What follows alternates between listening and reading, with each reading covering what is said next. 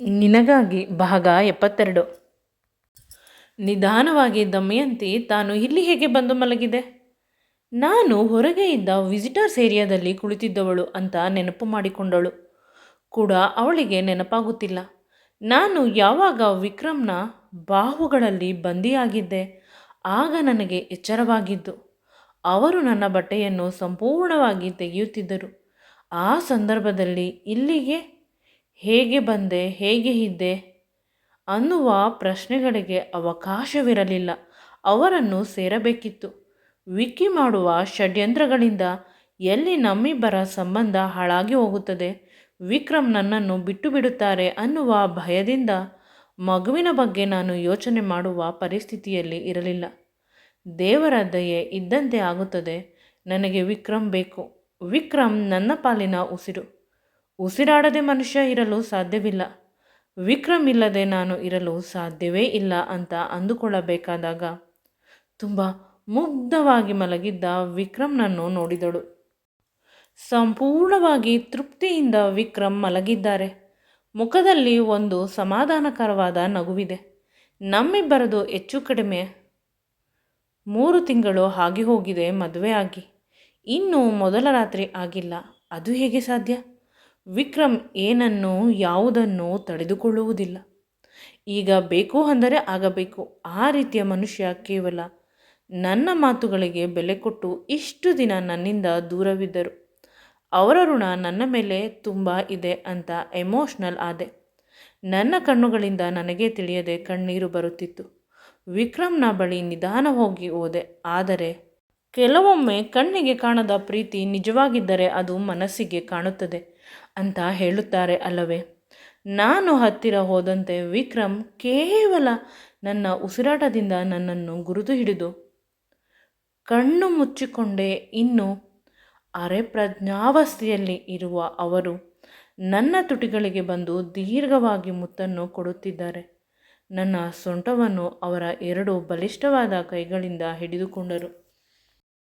ನಾನು ದೂರ ಹೋಗದೇ ಇರಲಿ ಅಂತ ಆದರೂ ಕೂಡ ಅವರ ಪ್ರೀತಿಗೆ ಕರಗದೆ ಬೇರೆ ಮಾರ್ಗವಿರಲಿಲ್ಲ. ಅವರ ಪ್ರೀತಿ ಅಷ್ಟು ಪವಿತ್ರವಾದದ್ದು. ಇಬ್ಬರು ಬೆತ್ತಲಾಗಿದ್ದರಿಂದ ಪರಸ್ಪರ ಒಬ್ಬರ ದೇಹದ ಮೇಲೆ ಇನ್ನೊಬ್ಬರು ಕೈಯನ್ನು ಆಡಿಸುತ್ತಿದ್ದೆವು. ಅವರ ಎದೆಯ ಮೇಲೆ ನಾನು ನನ್ನ ಮೃದುವಾದ ಬೆರಳುಗಳಿಂದ ಆಟ ಆಡುತ್ತಿದ್ದೆ.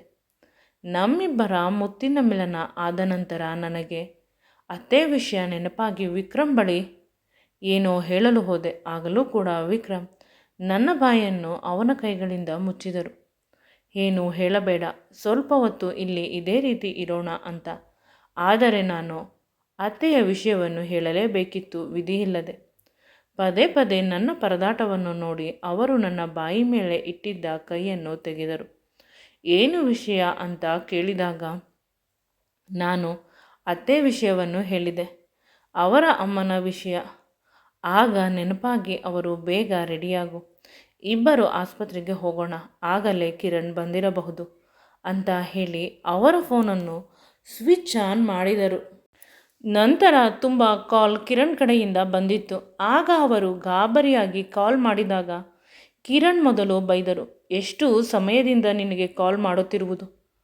ಫೋನನ್ನು ಸ್ವಿಚ್ ಆಫ್ ಮಾಡಿದ್ದೀಯಾ? ನಿನ್ನ ಹೆಂಡತಿಯ ಜೊತೆ ರೂಮಿನಲ್ಲಿ ಇದ್ದೀಯಾ? ಇಲ್ಲಿ ಅಮ್ಮನ ಬಳಿ ಇರಬೇಕು, ಅವರಿಗೆ ಮಾರಲ್ ಸಪೋರ್ಟ್ ಕೊಡಬೇಕು. ಆ ರೀತಿ ಯಾವುದೇ ತಿಳುವಳಿಕೆ ಇಲ್ಲ ಅಲ್ಲವೇ? ಈಗಲೂ ಕೂಡ ಚಿಕ್ಕವನಂತೆ ಆಡುತ್ತೀಯಾ? ಅದಕ್ಕೆ ಅಮ್ಮ ನಿನ್ನನ್ನು ಯಾವಾಗಲೂ ಬೈಯುತ್ತಿದ್ದರು. ಸಮಯಕ್ಕೆ ಸರಿಯಾದ ಬುದ್ಧಿ ಇವನಲ್ಲಿ ಇರುವುದಿಲ್ಲ. ಒಂದೊಂದು ಸಲ ಒಂದೊಂದು ರೀತಿ ಆಡುತ್ತಾನೆ. ಇವನನ್ನು ನಂಬಿ ಯಾವ ಕೆಲಸ ಮಾಡಬಾರದು ಅಂತ. ಇನ್ನು ಕಂಪನಿಯನ್ನು ನೀನು ಹೇಗೆ ನಡೆಸುತ್ತೀಯೋ ನನಗೆ ಅದೆಲ್ಲ ತಿಳಿದಿಲ್ಲ. ಇನ್ನು ಅರ್ಧ ಗಂಟೆಯಲ್ಲಿ ನೀನು ಆಸ್ಪತ್ರೆಯಲ್ಲಿ ಇರಬೇಕು ಅಂತ ಕಿರಣ್ ಸ್ವಲ್ಪ ಖಾರವಾಗಿ ಹೇಳಿದರು. ಆಗ ವಿಕ್ರಮ್ ಮತ್ತು ನಾನು ಬಹಳ ಬೇಗ ರೆಡಿಯಾಗಿ ಹೊರಬಂದವು. ಡ್ರೈವರ್ ಕಾರಿನಲ್ಲಿ ಡ್ರೈವಿಂಗ್ ಸೀಟ್ನಲ್ಲಿ ಕುಳಿತಿದ್ದ. ವಿಕ್ರಮ್ ನನ್ನ ಕಡೆ ನೋಡಿದಾಗ ನಾನು ಹೌದು ಅಂತ ತಲೆ ಅಲ್ಲಾಡಿಸಿದೆ. ವಿಕ್ರಮ್ ಕೈಯಲ್ಲಿ ಡ್ರೈವಿಂಗ್ ಮಾಡಲು ಸಾಧ್ಯವಿಲ್ಲ. ಅವರು ತುಂಬ ಪ್ಯಾನಿಕ್ ಆಗಿದ್ದಾರೆ. ಅದಕ್ಕಾಗಿ ಡ್ರೈವರನ್ನು ಕಾರಿನಲ್ಲಿ ಕುಳಿತುಕೋ, ನಾವು ಹಾಸ್ಪಿಟಲಿಗೆ ಹೋಗಬೇಕು ಅಂತ ಹೇಳಿದ್ದೆ. ಈಗ ಹೋಗುತ್ತಿದ್ದೇವೆ ಅಂತ. ನಾನು ವಿಕ್ರಮ್ನ ಕೈಯನ್ನು ಗಟ್ಟಿಯಾಗಿ ಹಿಡಿದುಕೊಂಡು ಅವರಿಗೆ ಸಮಾಧಾನ ಮಾಡಿದೆ. ಈಗಲೂ ಕೂಡ ಅವರು ಸ್ವಲ್ಪ ಭಯದಲ್ಲೇ ಇದ್ದಾರೆ. ಏನೂ ಆಗುವುದಿಲ್ಲ ಅತ್ತೆ, ಬೇಗ ಸರಿ ಹೋಗುತ್ತಾರೆ ಅಂತ ಹೇಳಿದೆ. ಇವರು ಕಾರಿನಲ್ಲಿ ಕುಳಿತಾಗ ಸುಮಾರು 20 ನಿಮಿಷಗಳಿಗೆ ನಮ್ಮನ್ನು ಆಸ್ಪತ್ರೆಯ ಕಡೆ ಡ್ರೈವರ್ ಕರೆದುಕೊಂಡು ಹೋದ. ಈ 20 ನಿಮಿಷಗಳು ನಮ್ಮ ಬದುಕಿನಲ್ಲಿ ತುಂಬ ಮುಖ್ಯವಾದ ಕ್ಷಣಗಳಾಗಿತ್ತು. ವಿಕ್ರಮ್ ತುಂಬ ನರ್ವಸ್ ಆಗಿದ್ದರು. ಅವರಿಗೆ ಪಾಪಪ್ರಜ್ಞೆ ತುಂಬ ಕಾಡುತ್ತಿತ್ತು. ಅದರ ಜೊತೆಗೆ ಅಲ್ಲಿ ಎಲ್ಲರ ಪ್ರಶ್ನೆಗಳಿಗೆ ಉತ್ತರ ಹೇಗೆ ಕೊಡಬೇಕು ಅನ್ನುವ ಮುಜುಗರ ಬೇರೆ. ಪದೇ ಪದೇ ನನ್ನ ಕಡೆ ನೋಡುತ್ತಿದ್ದರು ವಿಕ್ರಮ್. ನಾನು ಏನೂ ಆಗುವುದಿಲ್ಲ, ಎಲ್ಲ ಒಳ್ಳೆಯದೇ ಆಗುತ್ತದೆ, ಧೈರ್ಯವಾಗಿರಿ ಅಂತ ಧೈರ್ಯ ತುಂಬಿದೆ. ಅವರಿಗೆ ಕಾರಿನಿಂದ ಕೆಳಗೆ ಇಳಿಯಲು ಭಯವಾಗುತ್ತಿದೆ. ನಾನು ಅವರ ಕೈಯನ್ನು ಗಟ್ಟಿಯಾಗಿ ಹಿಡಿದುಕೊಂಡು, ನಿಧಾನವಾಗಿ ಇಳಿಯಿರಿ, ಏನೂ ಆಗುವುದಿಲ್ಲ. ಇಷ್ಟು ದಿನ ನೀವು ಒಬ್ಬರೇ ಎಲ್ಲರನ್ನೂ ಫೇಸ್ ಮಾಡುತ್ತಿದ್ದೀರಿ. ಇನ್ನು ಮುಂದೆ ನಾನು ಕೂಡ ನಿಮ್ಮ ಜೊತೆ ಇರುತ್ತೇನೆ, ನಿಮ್ಮ ಅರ್ಧಾಂಗಿನಿ ಅಂತ ಹೇಳಿದೆ. ಆಗ ವಿಕ್ರಮ್ ಮುಖದಲ್ಲಿಯೂ ಸ್ವಲ್ಪ ಸಮಾಧಾನ ನನಗೆ ಕಾಣಿಸಿತು. ಅರ್ಧಾಂಗಿನಿ ಅಂದ ತಕ್ಷಣ ಈ ಮಾತುಗಳು ನನ್ನ ಬಾಯಿಂದ ಏಕೆ ಬಂತು ನನಗೆ ತಿಳಿದಿಲ್ಲ. ವಿಕ್ರಮ್ ಜೊತೆ ಶಾರೀರಿಕವಾಗಿ ಸಂಬಂಧ ಬೆಳೆಸಿದ ಮೇಲೆ ಅವನ ಮೇಲೆ ಮೊದಲಿಗಿಂತ 100ರಷ್ಟು ಅಧಿಕವಾದ ಪ್ರೀತಿ ಬಂದಿದೆ. ಏಕೆಂದರೆ ಮಾನಸಿಕವಾಗಿ, ಬೌದ್ಧಿಕವಾಗಿ ಮಾತ್ರವಲ್ಲ, ದೈಹಿಕವಾಗಿಯೂ ಕೂಡ ನನ್ನವನು, ಸಂಪೂರ್ಣವಾಗಿ ನನ್ನವನು. ಆ ಅನುಭವ ಅನುಭವಿಸಿದವರಿಗೆ ಮಾತ್ರ ಅರ್ಥವಾಗುತ್ತದೆ. ನನ್ನ ದೇಹದ ಪ್ರತಿ ಕಣದಲ್ಲೂ ಅವರು ಜೀವಿಸುತ್ತಿದ್ದಾರೆ. ವಿಕ್ರಮ್ನ ಕೈಯನ್ನು ಗಟ್ಟಿಯಾಗಿ ಹಿಡಿದುಕೊಂಡು ನಾನು ಅತ್ತೆಯ ವಾರ್ಡ್ ಕಡೆ ಸರಾಗವಾಗಿ ನಡೆದೆ. ಅವರು ನನ್ನ ಕೈಯನ್ನು ತುಂಬ ಗಟ್ಟಿಯಾಗಿ ಹಿಡಿದುಕೊಂಡಿದ್ದರು. ವಿಕ್ರಮ್ ಪದೇ ಪದೇ ನನ್ನ ಕಡೆ ನೋಡುತ್ತಿದ್ದರು, ಅತ್ತೆಯ ವಾರ್ಡ್ ಕಡೆ ನೋಡುತ್ತಿದ್ದರು. ಒಳಗೆ ಹೋದಾಗ ಅಲ್ಲಿ ಅತ್ತೆಯನ್ನು ಸಂಪೂರ್ಣವಾಗಿ ಸರ್ಜರಿಗೆ ರೆಡಿ ಮಾಡಿದ್ದರು. ಇನ್ನು ಕೆಲವೇ ನಿಮಿಷಗಳಲ್ಲಿ ಕರೆದುಕೊಂಡು ಹೋಗಬಹುದು. ಆಗ ವಿಕ್ರಮ್ ಮತ್ತು ನನ್ನನ್ನು ನೋಡಿ ತಮ್ಮ 2 ಕೈಗಳನ್ನು ಅಗಲ ಮಾಡಿ ಕರೆದರು. ನಾವಿಬ್ಬರು ಓಡಿ ಹೋಗಿ ಅವರನ್ನು ಗಟ್ಟಿಯಾಗಿ ತಬ್ಬಿಕೊಂಡೆವು. ಅತ್ತೆ ನಮ್ಮಿಬ್ಬರ ಹಣೆಗೆ ಮುತ್ತನ್ನು ಕೊಟ್ಟರು. ಇಷ್ಟೊಂದು ಪ್ರೀತಿಯನ್ನು ನಾನು ಅತ್ತೆಯಲ್ಲಿ ಎಂದು ನೋಡಿರಲಿಲ್ಲ. ಇದೇ ಮೊದಲು. ಅಮ್ಮ ಎಂದರೆ ಅದೇ ರೀತಿ ಅನಿಸುತ್ತದೆ. ಆ ಪ್ರೀತಿ ಪ್ರಪಂಚದ ಎಲ್ಲ ಪ್ರೀತಿಗಳಿಗಿಂತಲೂ ಶ್ರೇಷ್ಠ, ಪವಿತ್ರವಾದದ್ದು ಮತ್ತು ಅವಿಸ್ಮರಣೀಯ. ನನಗೆ ಆ ಪ್ರೀತಿಯ ಅರಿವು ಇಲ್ಲ. ಮೊದಲು ನನ್ನ ಬದುಕಿನಲ್ಲಿ ಪ್ರೀತಿಯನ್ನು ಯಥೇಚ್ಛವಾಗಿ ನೋಡಿದ್ದೆ ವಿಕ್ರಮ್ಮಿಂದ. ಈಗ ಅವರ ಮನೆಯವರೆಲ್ಲ ಒಬ್ಬೊಬ್ಬರಾಗಿ ನನ್ನನ್ನು ಪ್ರೀತಿಸುತ್ತಿದ್ದಾರೆ. ಇನ್ನು ನನ್ನ ಜೀವನ ಸರಿ ಹೋಗಬಹುದೇನೋ ಅಂತ ಅವಳು ಮನಸ್ಸಿನಲ್ಲಿ ಅಂದುಕೊಂಡಳು. ಅವರ ಕಾಲಿಗೆ ನಮಸ್ಕಾರ ಮಾಡಿದಳು. ಸ್ವಲ್ಪ ಹೊತ್ತಿಗೆ ಸಿಸ್ಟರ್ಗಳು ಬಂದು ಅತ್ತೆಯನ್ನು ಆಪರೇಷನ್ ಥಿಯೇಟರ್ಗೆ ಕರೆದುಕೊಂಡು ಹೋದರು.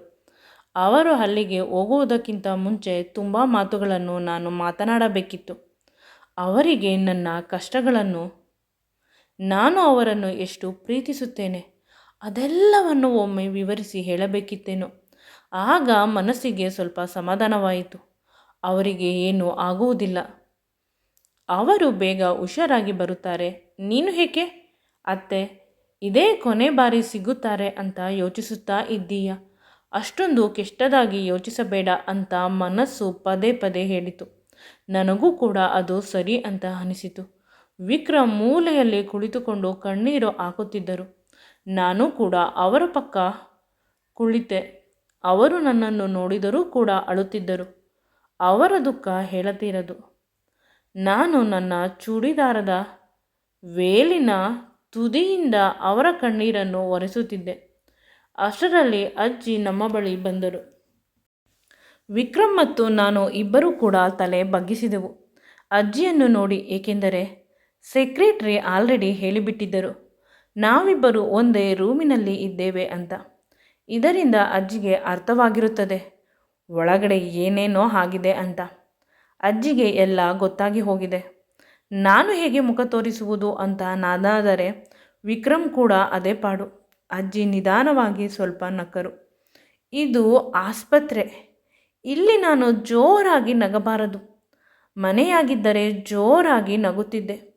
ಒಂದೇ ಒಂದು ರಾತ್ರಿ ನೀನು ನಿನ್ನ ಹೆಂಡತಿಯನ್ನು ಬಿಟ್ಟು ಇರಲು ಸಾಧ್ಯವಿಲ್ಲವೇ ಅಂತ ವಿಕ್ರಮ್ನ ಕಿವಿಯನ್ನು ಗಟ್ಟಿಯಾಗಿ ಹಿಡಿದುಕೊಂಡರು. ನಮ್ಮಿಬ್ಬರ ಹತ್ತಿರ ಬಂದು ಅಜ್ಜಿ ಹೇಳುತ್ತಾರೆ, ನಿಮ್ಮ ತಾತ ಕೂಡ ಇದೇ ರೀತಿ ನನ್ನನ್ನು ತುಂಬ ಪ್ರೀತಿಸುತ್ತಿದ್ದ. ಅರ್ಧ ದಿನ ಕೂಡ ನನ್ನ ತವರು ಮನೆಗೆ ಕರೆದುಕೊಂಡು ಹೋಗುತ್ತಿರಲಿಲ್ಲ. ಒಂದು ರಾತ್ರಿ ಕೂಡ ನನ್ನಿಂದ ದೂರ ಇರುತ್ತಿರಲಿಲ್ಲ. ಎಲ್ಲ ತಾತನ ಬುದ್ಧಿ.